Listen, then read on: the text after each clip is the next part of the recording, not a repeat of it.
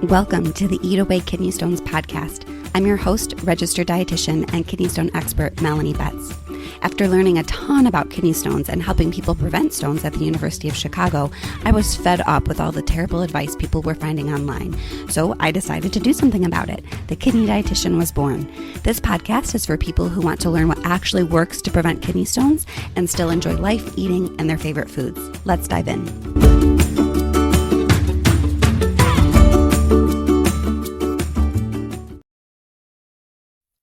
Hello and welcome to the 42nd episode of the Eat Away Kidney Stones podcast. I'm your host, registered dietitian and kidney stone expert, Melanie Betts, and I am so excited to talk about calcium phosphate kidney stones today. I get a lot of questions about phosphate kidney stones. A lot of people will say, is your information relevant to me? I have calcium phosphate stones. It seems like all you talk about is calcium oxalate. Can you help me? And my answer is absolutely yes. All of my information in my podcast and in my blog and in my course and my ebooks, all of it is relevant to honestly everyone with kidney stones, because my approach is not a one-size-fits-all approach. So if you've been with me a while, you know that I feel very strongly that there's no single kidney stone diet. I think the notion that there is quite frankly bananas, because all kidney stones are different, all people are different, and it can honestly be dangerous kind of approaching kidney stones with this one-size-fits-all approach.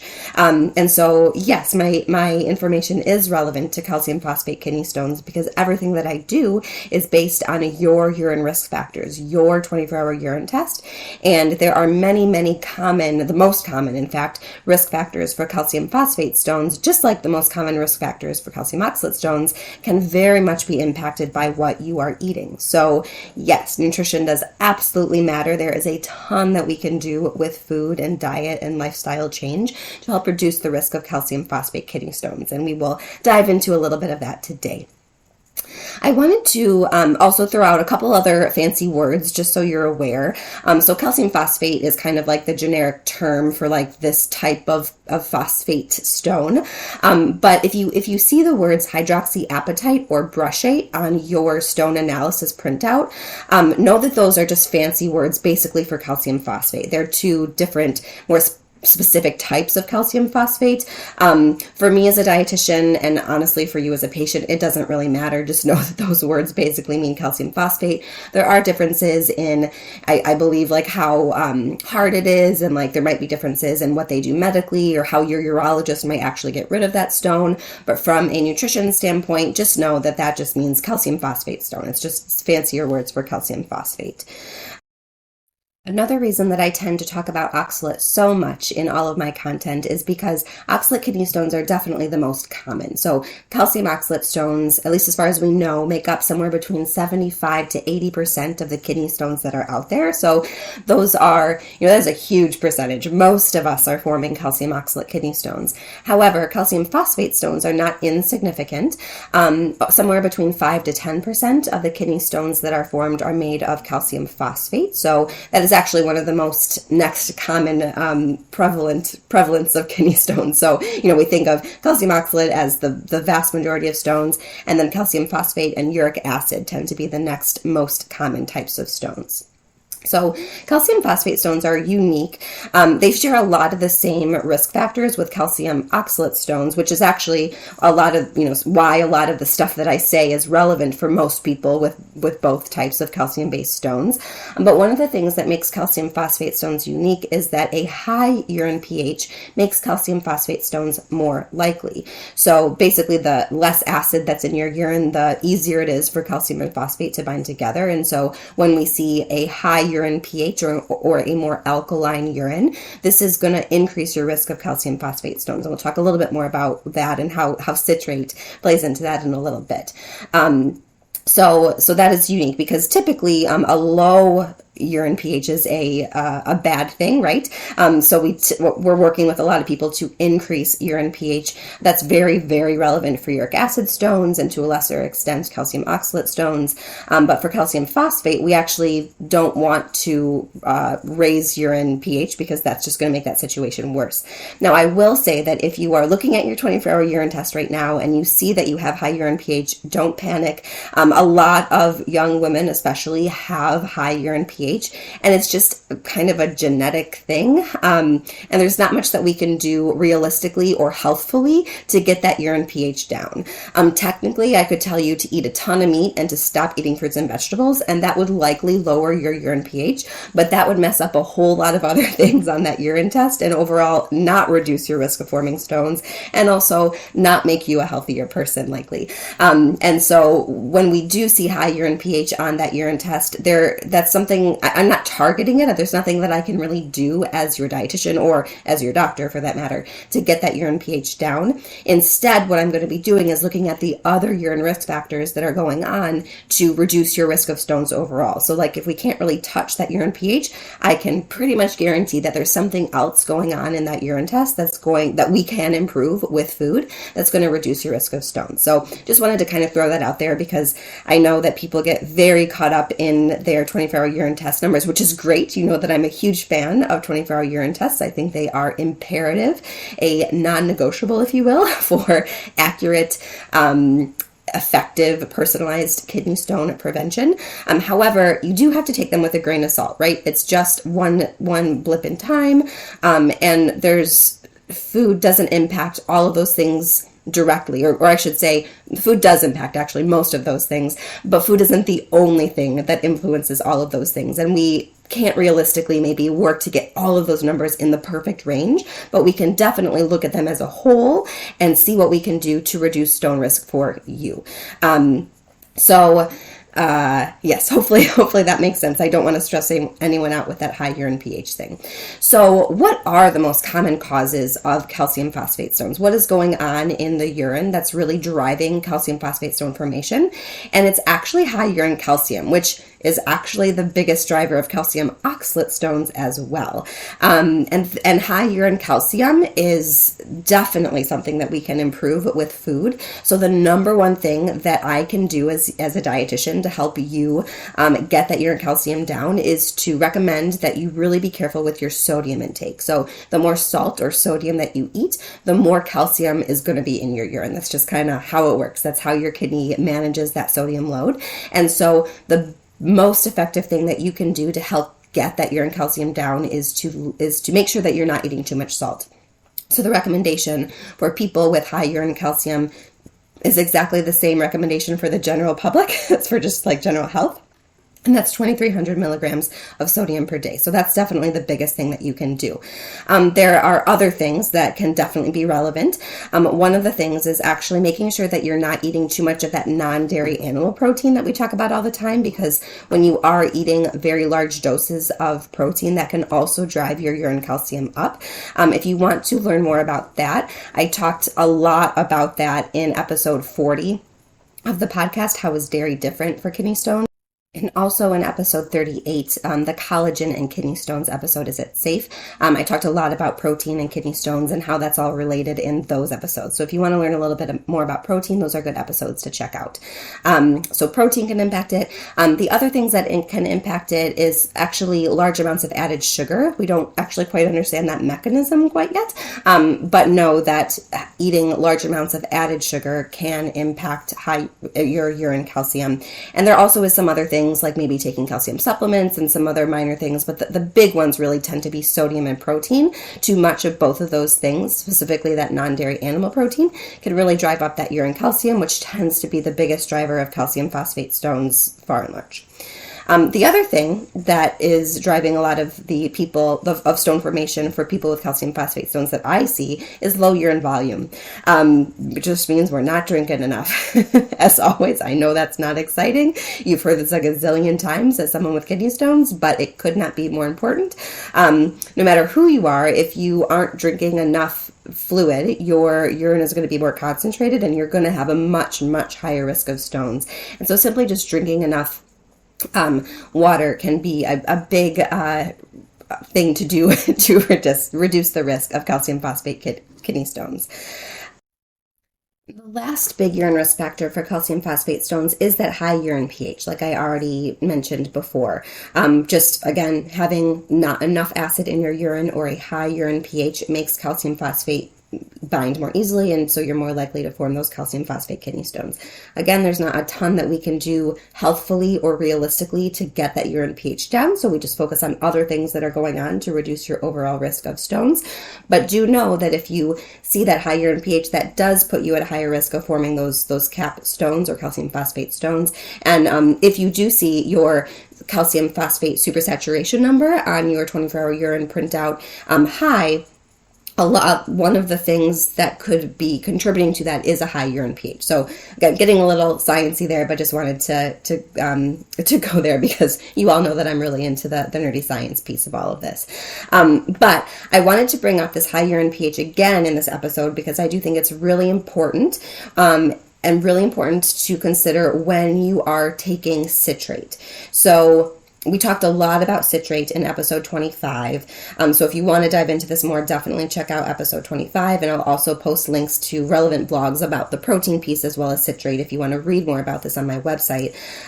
But know that citrate is an alkali substance. It has a very high pH. And so for most people with stones, that's a great thing, right? For your people with uric acid stones, absolutely. And also likely people with calcium oxalate stones, citrate is a good thing because citrate is going to raise your urine pH. It also is going to increase the amount of citrate specifically in your urine, which is going to make it less likely for any calcium-based stone to form. So citrate can bind with calcium, making that calcium unable to bind with other things such as phosphate or oxalate and form a kidney stone. And so generally having citrate is a good thing. Generally getting your urine pH up is a good thing, except if you have a tendency to form calcium phosphate stones, because taking especially large doses of that citrate, whether it's in a supplement or potassium citrate medication, that is going to raise your urine pH. Like that's just the point of it. It is going to raise it. And so that may or may not be a good thing. The question always comes up is if you have calcium phosphate stones, you have high urine pH, but you also have low citrate, what should you do? And there isn't a good answer to this question. You are going to get a different answer from every single urologist and nephrologist and dietitian that you speak to. I think ultimately this really just has to be uber crazy individualized because it's going to, like, if it's safe, I guess, for you to take that citrate with an already high urine pH, it's going to be based on other things in that 24-hour urine test. So it might make sense, like if you have super duper low citrate and your urine calcium, say, is actually fine, it might be safe to take that citrate and get that and sacrifice that higher urine pH because that citrate is so low. Plus, you're overall reducing your risk of phosphate stones because you don't have lots of calcium in your urine in the first place, right? But if you don't have that calcium under control and other things in that urine test are super out of whack, and then we exacerbate that by this citrate load and increase that urine pH, that could be not a very good thing. And so I can't possibly tell you what to do on this podcast because it's going to be so individualized to you. This is something we talk about in Kidney Stone Nutrition School all the time. What should I do if I have this high urine pH? And should I take supplements or medications like potassium citrate or moonstone or litholite or all of the other, there's so many different super large doses of citrate.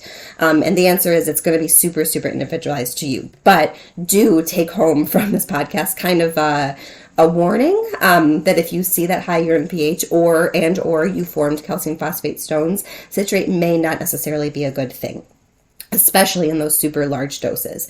Now, when we talk about kidney stone prevention, we talk a lot about fruits and vegetables, and I will put a link in the show notes of this podcast to how just eating more fruits and vegetables is going to increase citrate, and that's going to be a good thing generally for stone prevention. And so I definitely do not want any calcium phosphate stone formers out there to take this information and say, oh my gosh, I need to stop eating fruits and vegetables because that's increasing my urine pH. That definitely doesn't make any sense. It is very possible that eating a lot of fruits and vegetables is raising that urine pH. However, those fruits and vegetables are providing a ton of really wonderful stone preventative things. Plus, they're good for your general health. And so it makes zero sense to like limit how many fruits and vegetables you have to get that urine pH down. Fruits and vegetables are going to generally be really good sources of magnesium. They're going to be really good sources of potassium. They're going to be good sources of something called phytate, especially whole grains actually. And fiber-rich foods. So fruits and vegetables and whole grains are also going to have a lot of fiber and prebiotics, which is generally very, very good for our gut microbiome, which we're learning more and more about as something that is really linked to kidney stone prevention and is something to be thinking about when we are making recommendations for stone prevention. And one of the reasons why a low oxalate diet could potentially be harmful, because a strict low oxalate diet, it's going to be virtually impossible to get adequate fiber to help support a healthy population of those little gut bacteria down there. So I digress. That's a whole other podcast. But just know that eating fruits and vegetables, no matter what type of kidney stone you have, is always going to be a good thing, just because there's so many of these little benefits, right? That magnesium, the phytate, the fiber, all these different things all work together overall to reduce your risk of stones. So please, please, please do not stop or reduce your intake of fruits and vegetables just because you see that you have that high urine pH on there. And lastly, I just wanted to close this episode with kind of reiterating what I started the episode with yes, nutrition and my information is very, very relevant for people with calcium phosphate stones, because I do not recommend one diet for all people with kidney stones. I also don't even recommend one diet for people with one type of stone, right? Like, I don't believe that there's one calcium oxalate diet or one calcium phosphate diet. I think that notion, again, is really kind of silly, because for a couple of reasons. So one, even for people that are forming the same type of kidney stone, can have very, very different things going on in their urine contributing to that kidney stone. So, one person with calcium phosphate stones might have just crazy high urine pH and low citrate, and that alone is forming their stones. Another person might have low urine volume and very high urine calcium, and that alone is forming their stones.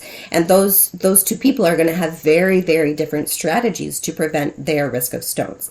I think the other reason it's kind of silly to think about one kidney stone diet is that it's very rare that a stone analysis is one type of stone, right? Like, usually it's kind of mostly, say, calcium phosphate. So maybe it's like 80% calcium phosphate, but maybe it's like 20% calcium oxalate, right? It's very rare to have like one stone of one type, if that makes sense. And so, it's kind of silly to have this one stone diet based on kidney stone type, because you probably have some sort of mixed stone. It's very rare to see 100% calcium oxalate stone, say, for example.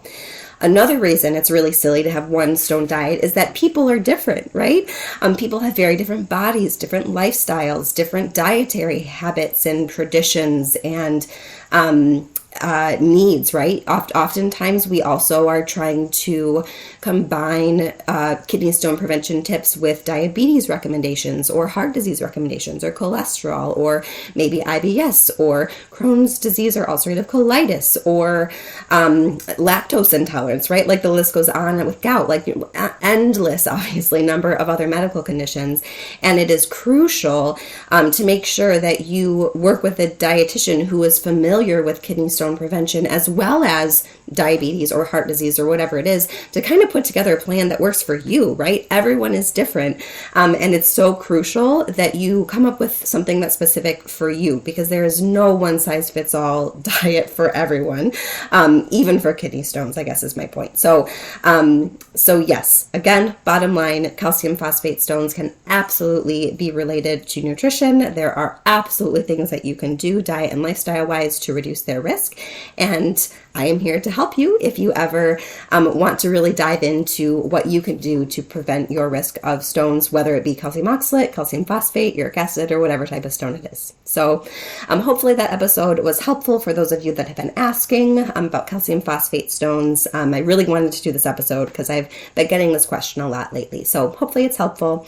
As always, if you have a question that you would like to be answered on the podcast, I would love to hear from you. I am always looking for good questions.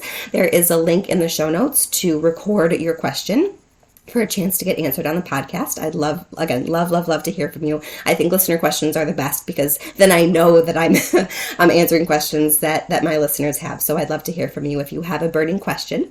And with that, I hopefully will see you again on the next episode of the Eat Away Kidney Stones podcast and talk to you then. Thank you for listening to today's episode.